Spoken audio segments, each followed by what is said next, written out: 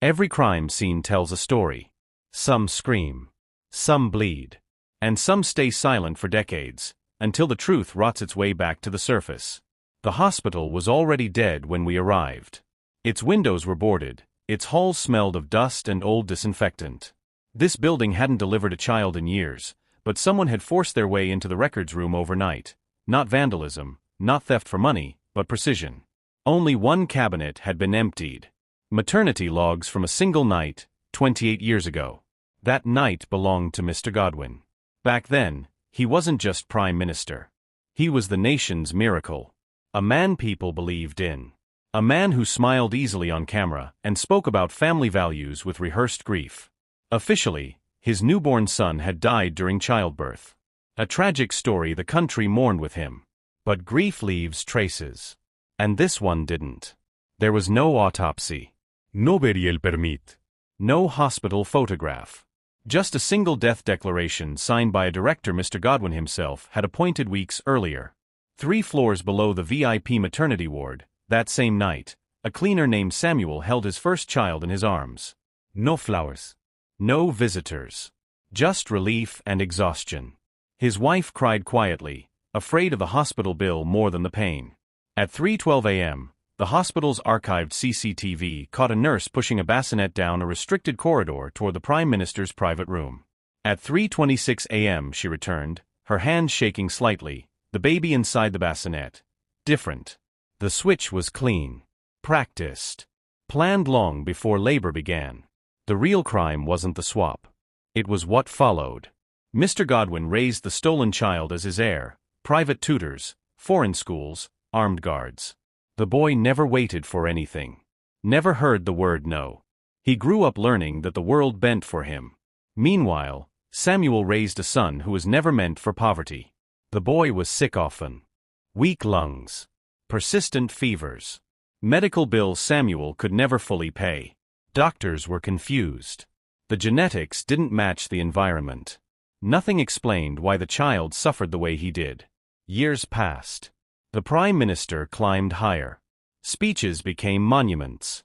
His son appeared beside him at national events, groomed for leadership. And the discarded child grew up angry, observant, quiet. The truth began with a mistake. During a routine blood donation at a free clinic, the poor man's son triggered an alert. Rare genetic markers. Lineage indicators tied to families listed in sealed government medical archives. The lab assumed contamination. It wasn't. When the hospital was broken into, the police assumed it was political sabotage. But whoever entered didn't steal everything.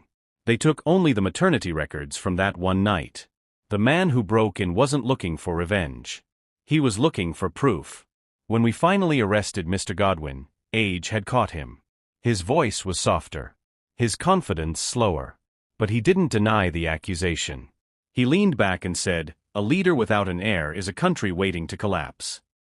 He explained it calmly, how power meant responsibility, how poor people lived chaotic lives, how no one would ever trace a baby back through dust and silence. He believed money erased fingerprints. In the interrogation room next door, a man listened through the wall.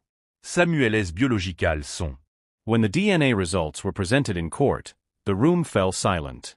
There was no room for speeches. Science doesn't care about titles. Mr. Godwin lost everything: office, honors, protection. The country erased his name from its future. But the damage had already spread. The man Mr. Godwin raised, the stolen child, didn't react with sorrow. He reacted with rage. Cameras caught him shoving reporters, threatening staff, screaming that blood didn't matter, that power did. He never once visited Samuel. Never apologized. Never asked questions. He had inherited authority, without humanity.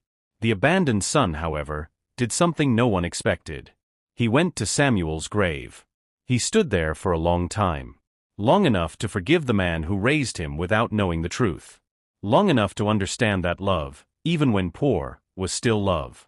Then he walked away.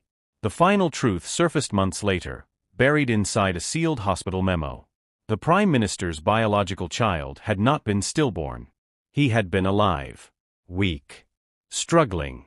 But alive. Mr. Godwin didn't swap the babies to save his son. He swapped them to replace him.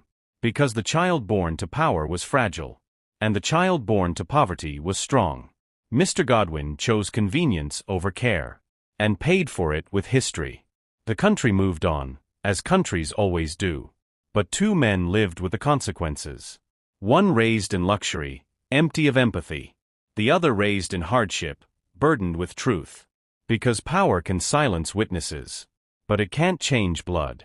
And sooner or later, every stolen life comes back, looking for its name.